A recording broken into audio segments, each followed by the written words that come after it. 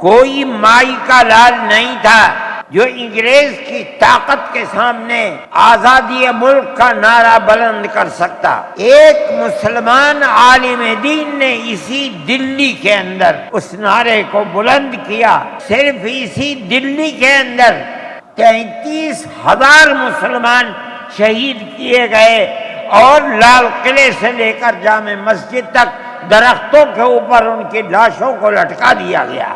یہ مسلمان کی تاریخ ہے، علماء کی تاریخ ہے۔ السلام علیکم ورحمۃ اللہ وبرکاتہ۔ محترم ناظرین، میں محمد کیف اشرف اور حاضر ہوں پھر سے ایک نئی ویڈیو کے ساتھ۔ دوستو، آج بہت ہی خاص مدعے پر بات کرنے کے لیے میں حاضر آیا ہوں۔ پورے ہندوستان میں اس وقت کس طرح سے دنگے بھڑک رہے ہیں، کس طرح سے جگہ جگہ پر فساد ہو رہے ہیں، کس طرح سے جگہ جگہ پر انکاؤنٹر ہو رہے ہیں۔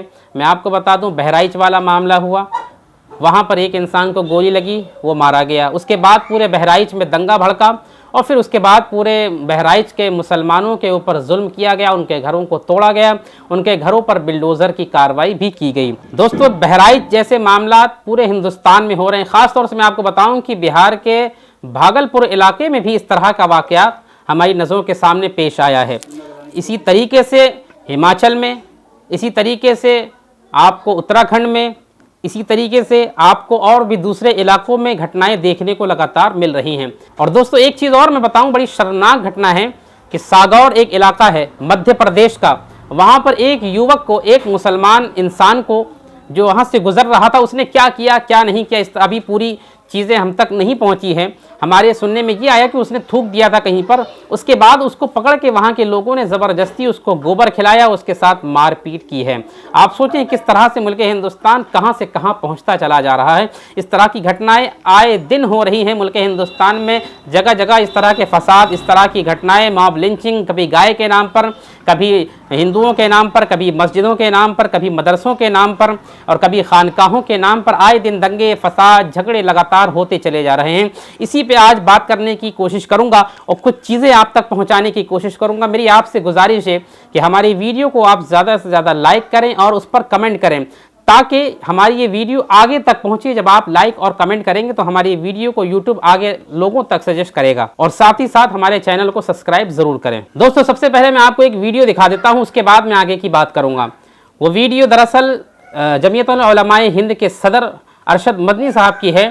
ان کی آواز پر لبیک کہتے ہوئے ہزاروں لاکھوں کی تعداد میں مسلمان دلی کی سرزمین پر اندرا گاندھی اسٹیڈیم میں اکٹھا ہوئے، اور انہوں نے کیا کیا باتیں کہیں اور انہوں نے کیا پیغام پہنچایا اور انہوں نے کیا باتیں کہی ہیں، پہلے آپ ان کی باتوں کو سن لیں، اس کے بعد میں آپ کو اگلی بات بتاتا ہوں۔ آج ہی کا مسئلہ یہ نہیں ہے، جمعیت علماء ہند کی ایک تاریخ ہے، اور ایسی تاریخ ہے اپنے اس ملک کے لیے جو کسی دوسری ہندو مسلم پارٹی کے پاس نہیں ہے۔ علماء نے اس ملک کی آزادی کے لیے اگر آپ ان کی تاریخ کو پڑھیں گے تو آپ کو اندازہ ہوگا کہ ان کی اس ملک کی آزادی کے لیے قربانیاں 150 سالہ قربانیاں ہیں۔ کوئی اس ملک کے اندر ہندو مسلم ایسی پارٹی نہیں ہے جس کی تاریخ ایسی قربانیوں کی تاریخ ہو۔ حضرت شاہ عبدالعزیز صاحب محدث دہلوی نے 1803 میں آواز بلند کی تھی کہ ہمارا ملک غلام ہو گیا، غلام ملک کو آزاد کرانا اس ملک میں بسنے والے ہر مسلمان اور ہر شخص کا فرض ہے۔ کوئی مائی کا لال نہیں تھا جو انگریز کی طاقت کے سامنے آزادی ملک کا نعرہ بلند کر سکتا۔ ایک مسلمان عالم دین نے اسی دلی کے اندر اس نعرے کو بلند کیا، اس کی جائیداد قرق کر لی گئی، اس کے مدرسے کو دفن کر دیا گیا، اس کو دلی بدر کر دیا گیا۔ لیکن یہ مسلمان ایسے نہیں تھے جو کسی ملک کے پیسے یا اس کی سطوت اور اس کی طاقت کے سامنے سر جھکا دیتے۔ جو انہوں نے اپنا موقف اختیار کیا تھا پتھر کی چٹان کی طرح، اسی طرح اس موقف کے اوپر کھڑے رہے۔ سب سے پہلا جہاد سن 1932 کے اندر ہوا، ہندوستانی لوگ تو جانتے بھی نہیں۔ اور اس کے اندر لوگ مر گئے، ختم ہو گئے۔ شاہ عبدالعزیز صاحب کے رشتے کے، ان کے قریب، ان کی اولاد میں شاہ اسماعیل شہید اور رائے بریلی کے شاہ احمد شہید دونوں کے دونوں ختم ہو گئے، شہید ہو گئے بالا کوٹ کے میدان میں۔ لیکن پیچھے نہیں ہٹے۔ وہ لوگ جو بچ کر آئے تھے سن 1857 میں پھر جہاد کر لیا، اور اس کے اندر صرف اسی دلی کے اندر 33,000 مسلمان شہید کیے گئے، اور لال قلعے سے لے کر جامع مسجد تک درختوں کے اوپر ان کی لاشوں کو لٹکا دیا گیا۔ یہ مسلمان کی تاریخ ہے، علماء کی تاریخ ہے۔ بتائیں کون ہے جس کی زندگی کے اندر یہ تاریخ مل سکتی ہے؟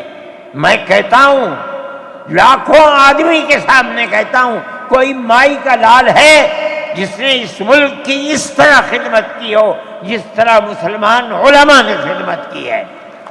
میرے بھائی، جمعیت علماء انہی مجاہدین کی بنائی ہوئی جماعت ہے۔ ہم تو ان کے جوتے سیدھے کرنے والے ہیں۔ ہمارا کیا کام ہے؟ ایک ہی کام ہے کہ انہوں نے جو جمعیت کی بنیاد کے اندر ہندو مسلم اتحاد اور ملک کے ہر بسنے والے کو ایک پیغام دیا تھا پیار و محبت کا، ہم اسی پیغام کو لیے بیٹھے ہوئے ہیں۔ ہمارا کام صرف اتنا ہے۔ دنیا توڑنا چاہتی ہے، حکومتیں برباد کرنا چاہتی ہیں، فرقہ پرست ذہنیت آگ لگانا چاہتی ہے، یہ نعرہ دینا چاہتی ہے کہ ہندو الگ، سکھ الگ، مسلمان الگ۔ ہم کہتے ہیں نہیں، ہندو مسلم سکھ عیسائی بھائی بھائی۔ یہ ہمارا پیغام نہیں ہے، ان بزرگوں کا پیغام ہے جنہوں نے پھانسیوں کے تختوں کو چوما، اپنے اس ملک کے لیے چوما ہے، اس کی آزادی کے لیے چوما ہے۔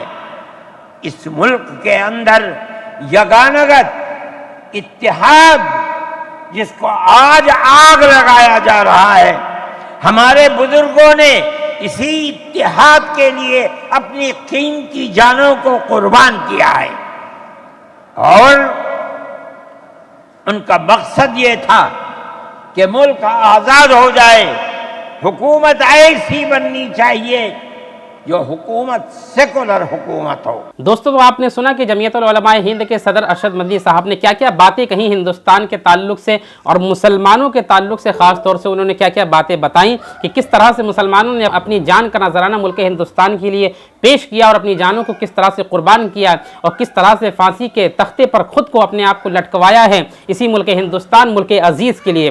خاص طور سے وہ جو پردرشن ہوا ہے، جو وہاں پر اجلاس ہوا ہے، آپ اس کو جلسہ سمجھ لیں، آپ اس کو جو ہے سیمینار سمجھ لیں، یا آپ کچھ بھی اس کو سمجھیں، خاص طور سے جو وقف بل کا معاملہ ہماری نظروں کے سامنے ہے، اس کے تعلق سے، اس کو پیش نظر رکھتے ہوئے، اس کے تعلق سے سمویدھان کے آئین میں رہ کر کے، سمویدھان کے دائرے میں رہ کر کے وہ کام کیا گیا، اور انہیں بتایا گیا کہ کس طرح سے مسلمانوں نے کیا کیا ہے اور کیا حق ہے مسلمانوں کا۔ دوستو، اسی طرح سے ہماری بھی باتیں یہی ہیں کہ پورے ملک ہندوستان میں جس طرح سے مسلمانوں کے خلاف سازشیں رچی جا رہی ہیں، اور مسلمانوں کو مارنے کی اور مسلمانوں کو یہاں سے بھگانے کی کوششیں کی جا رہی ہیں، دراصل اس میں کیا حقیقت ہے اور کیا حقیقت نہیں ہے۔ دوستوں، میں آپ کو بتا دوں کہ بے بنیادی باتیں ہیں، کبھی بھی ایسا نہیں ہو سکتا ہے کہ اس ملک ہندوستان سے ہم جیسے مسلمان جو اس ملک عزیز اور ملک ہندوستان سے سچی اور پکی محبت رکھتے ہیں، کوئی ہمیں یہاں سے نکال سکے یا ہمیں بھگا سکے۔ ایسی کسی کے اندر طاقت نہیں ہے، کیونکہ ہمارے اسلاف اور ہمارے بزرگوں نے اسی دیش کے لیے اور اسی مٹی کے لیے اپنی جان قربان کی تھی، اور ہم انہی کے نقش قدم پر چلتے ہوئے آگے بھی اگر ملک ہندوستان پہ کوئی خطرہ لاحق ہوتا ہے تو ہم بھی اپنی جانوں کا نذرانہ پیش کرنے میں پیچھے نظر نہیں آئیں گے۔ دوستو، پورے ملک ہندوستان میں افراتفری کا ماحول پیدا ہو چکا ہے۔ پورے ہندوستان میں ہندو اور مسلم لڑائی جھگڑے اور فساد کی باتیں ہوتی ہیں، کبھی کوئی ہندو سنگٹھن سامنے نظر آتا ہے، کبھی کوئی مسلمانوں کا نیتا یا کوئی لیڈر نظر آتا ہے جو اس طرح کی باتیں کرتا ہوا نظر آتا ہے۔ خاص طور سے RSS، بجرنگ دل اور دنیا بھر کی جو اس طرح کی تنظیمیں ہندوؤں کی جو ہیں کام کر رہی ہیں، جو ہندو بھائیوں کو برگلانے کی کوشش کرتی ہیں، جو ہندوؤں کے دلوں میں مسلمانوں मुसलमानों की नफरतों को डालने की कोशिश करती है। मैं आपको बता दूं ये आम लोग ही बात इस तरह की नहीं करते हैं। हिंदुस्तान के बड़े बड़े लीडर, बड़े बड़े पॉलिटिशियन, बड़े बड़े नेता जो बड़े बड़े ओहदों पर बैठे हुए हैं, वो भी मुसलमानों के ताल्लुक से गलत पैगाम और गलत बातों को अपने हिंदू भाइयों में आम करते हैं। दुनिया भर की गलत चीज़ों को भेजते हैं, गलत चीज़ों को प्रमोट करते हैं और दुनिया भर की गलत चीज़ों की अफवाहें फैलाते हैं। मुसलमानों के ताल्लुक से ये बहुत सारी चीज़ें आम कर दी गई हैं कि मुसलमानों की नज़रों के सामने हमारी हिंदू बेटियों की हिफाजत नहीं हो सकती है। ये वही मुल्क हिंदुस्तान है जिस मुल्क हिंदुस्तान में मुसलमानों ने हिंदू बहन बेटियों का बहुत इज्जत और बहुत एहतराम किया है। इसी मुल्क हिंदुस्तान में हिंदुओं ने अपनी अपनी बेटियों को मुसलमानों के सुपुर्द कर दिया है। बहुत सारी ऐसी लड़कियां आपको मिल जाएगी जिनकी परवरिश मुसलमानों के घर में हुई है। मैं आपको बता दूं ये मुल्क हिंदुस्तान है, यहाँ बहुत से ऐसे इलाके हैं और ज़्यादातर ऐसे इलाके हैं कि 2 घर छोड़ करके तीसरा मुसलमान का है, 2 घर छोड़ करके चौथा घर मुसलमान का है, एक साथ लगे हुए हिंदू का भी घर है,